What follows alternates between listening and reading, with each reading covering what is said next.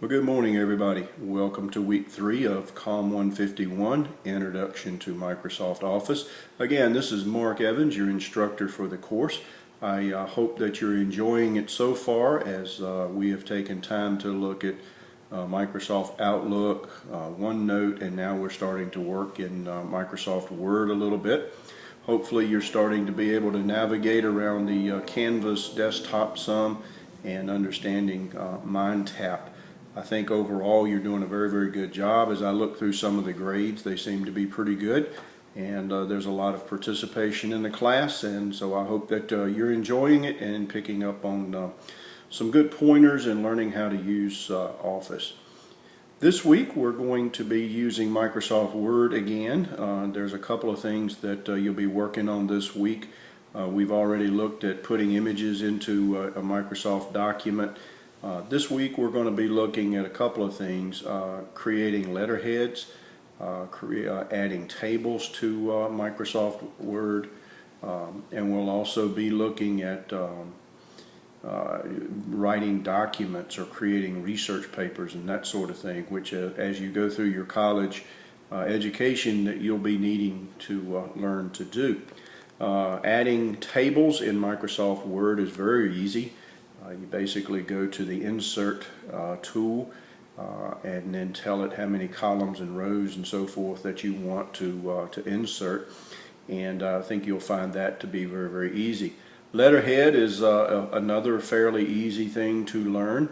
In business world or in your personal world, you may have a letterhead for a business or for a church or something like that you're asked to create, and then you can actually save that as a template once you have it built. And each time that you want to use it, you just pull up the template, save it as a real document, and type it. So once you've created it, you save it. It keeps you from having to recreate it over and over again. So a nice way to create letterhead for your church or your charity or your work or what have you, and then save your work going forward. More pressing is talking about the research papers that you have to write in school. You'll use Word extensively for that, and in most cases you'll use MLA or APA formatting when you do that, so I encourage you to start looking at that. Most papers have a very defined style that teachers ask you to turn in, so once you kind of have a good paper, I like to keep that paper and use that as a guideline going forward. Most APA formats will have 1-inch margins on all the sides. We'll use a font size of 12 times New Roman type font, and then there's a very particular way of citing the work in APA.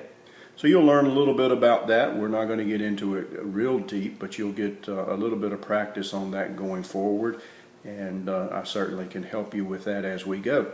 Please make sure that you're asking any kind of questions that you have. Email me, text me. We'll do the best we can to get back with you and help you with your problem. There have been a couple of questions about grades in MindTap versus Canvas, and what happens is we put in the due date for something in MindTap, and MindTap will not switch the grade over to Canvas until the due date is passed. So if you see your grade in MindTap, but you see a 0 or a blank in Canvas, don't get too concerned until the due date has passed. I keep up with that, and I will run a manual sync ever so often if it doesn't work, to make sure your grade comes over like it's supposed to. Being that this is week 3, we will be closing out week 1. So if you haven't done anything in week 1, I'll be putting zeros into those assignments in your grade book. So take a look at your grade book. If you see zeros, that means you haven't turned it in, or I don't have it.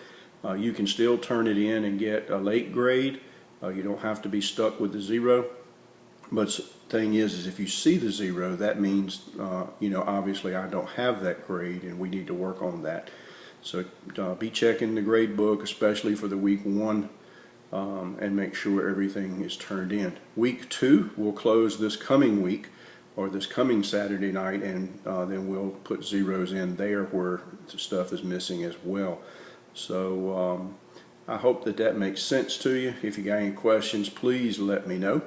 We'll do our first Zoom conference call on Monday night, which is tomorrow night, and you're required to attend it. It is a grade in the assignments category.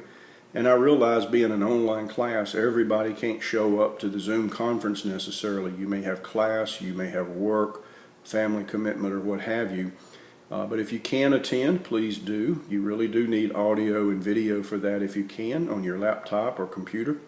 If you can't, we will record the session and send that out in the announcements and stuff for you to be able to click on it and watch it when you can. And then you send me an email and tell me that you've watched the Zoom conference, and I'll give you the credit or the grade for that. So that's kind of how that works. Again, let me know if you have any kind of questions. I think the class is going well. I'm enjoying reading some of your discussion posts and things you have to say about it. So let me know if you have any concerns and questions, and we'll work with you. See what we can do this week. Have a great week.